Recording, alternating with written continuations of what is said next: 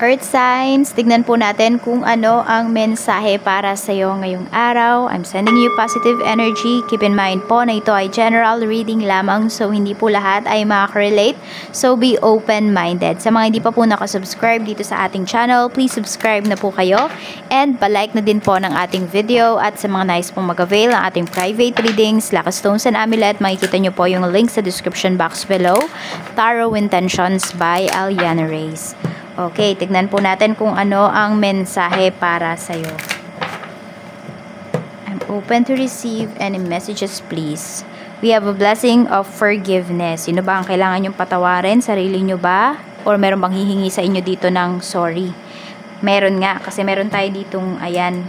So, ito kasi is communication yan. May makikipag-communicate sa inyo dito. Hihingi siya ng apology. A blessing to heal a relationship. Ayan, yung karelasyon mo kung meron man. Kung hindi naman, pwede po na ito ay friend mo o kaya naman family members. Magsusorry sa'yo. A blessing from your ancestors. Ayan, ginaguide ka ng iyong mga ancestors ngayon. Earth signs. At kung sino man to, na ayan, pwedeng pinagsabihan to ng lola at lolo mo. O nagpakita sa panaginip. Pwede rin. Tingnan po natin. Tignan mo, mukhang may offer sa'yo dito yung ano mo, yung spirit guides mo or your your ancestors. Or pwedeng yung guides mo may hinihingi sa'yo na alay. Ayan po. Kung gusto mo makakonect sa kanila, ang nakikita ko kasi dito with this picture is Aratilis. Yung iba Alatiris, yung Aratilis. Yun. Kung meron dyan sa inyo. Meron tayo ditong a blessing to find the truth. Okay, aamin na. May aamin sa'yo dito. More on, hindi yung feelings yung na ko eh. Kung ano man tong tinatago sa'yo nung tao na to, aaminin niya yan sa'yo directly. Parang hindi mo na kailangan mag-spy sa taong to. Siya mismo yung lalapit sa'yo. Siya mismo yung magme-message sa'yo. So, kahit di ka mag-effort, lalabas at lalabas pa rin yung katotohanan. Kasi, ganyan ka po.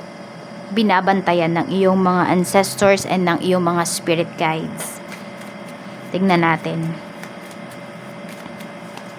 The Golden Mirror. Okay. So, yun nga yung iba sa inyo. Feeling nyo kasi tinatago kayo dito ng person mo. So, yun nga, pwedeng pag nanghingi kayo ng time sa kanya, lagi na lang walang oras. Or kung sino man to, sino man itong tao na ito. Parang feeling niya, lagi siya yung tama, ganyan. Seduction. Yung iba nga po sa inyo, pwedeng nasa third party situation kayo. Kaya, kung ano man yung mawawala dito sa life mo, na relationship or na tao, I mean, mawawala, hindi yung mamamahinga, hindi. Kundi, parang, mawawala na siya sa life mo kasi yung tao na yun hindi talaga yung nakakabuti sa'yo. Earth signs. Tignan natin kung ano pa yung mensahe para sa'yo. Spirit guide mensahe pa po natin. Meron tayo ditong finality. Ayan po. Kung manghihingi man sa'yo ng sorry yung tao na to or ng apology nga, is nasa sa'yo pa rin naman daw kung patatawarin mo ba or hindi. Pwede kasi na magkaroon na kayo ng closure ng tao na to. For some of you, ang nakikita ko kasi dito, it's either nanay or tatay mo. Kung meron ba silang third party. Mukhang malalaman mo talaga yan. Ngayon, earth signs. Kung hindi naman yan, pwede po na yung partner mo. Oo. Or could be a friend na pwedeng sinisiraan ka. Past life. Okay, yung issue mo ngayong life na to, issue mo pa rin yan nung past. Issue mo yan nung past life mo na nadala mo ngayong life na ito. So, nagbabayad po yung iba sa inyo ng karmic debt ninyo. Ngayong 2024. Lalo na yung iba sa inyo na yung Saturn niyo is in Pisces. Ayan po. At ano na kayo? 29 years old na kayo. Kaya medyo nahihirapan yung iba sa inyo. Meron tayo ditong depth. Ayan. So, sabi ko nga sa'yo is sobra ka talagang binabantayan ng iyong mga spirit guides, ng iyong mga ancestors. Sobrang halaga ka para sa kanila. We have bitterness. Okay. So, totoo naman, diba? Mapait naman talaga yung katotohanan. Masakit naman talaga yung katotohanan. Sa umpisa lang naman yun.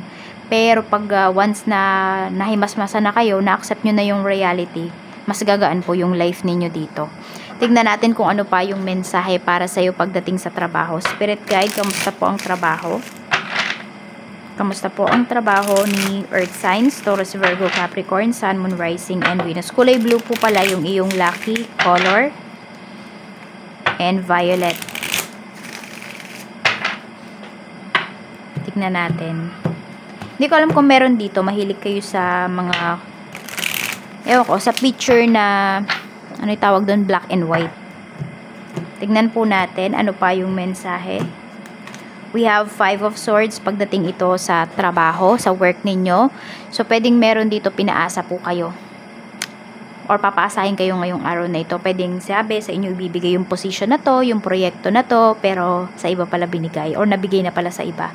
So, alam mo yung parang pinaasa ka lang talaga. Kaya medyo stress yung iba sa inyo dito eh. Ayan, ingat lang din po kayo sa bullying kasi baka may mabully dito sa trabaho. Meron din kayo makakaaway, pwede ngayong araw na ito. Kasi nga, feeling niya siya lagi yung tama. Narcissist yung kasamahan mo sa trabaho na to, Earth signs. Kaya mag-iingat ka. Kasi alam mo, mahirap kalaban ng mga narcissist. Meron tayo ditong 6 of Pentacles pagdating naman sa inyong negosyo. Ayan, very charming naman kayo dito pagdating sa inyong negosyo. Ang ganda po ng inyong kita ngayon. Tapos, pwede rin na makakatulong pa kayo. If gugustuhin nyo talaga, ayan, meron kayong masashare talaga sa inyong community or hindi nga sa community, pwedeng dito sa iyong staff. If meron ka mang kasama dito sa iyong business, matutulungan mo siya kung meron siyang problem ngayon in terms of money. Or sabihin natin, pwede siyang makabali sa'yo. Ganyan.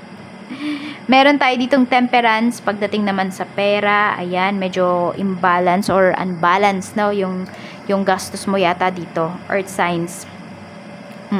Parang feeling mo hindi mo kayang kontrolin yung pera.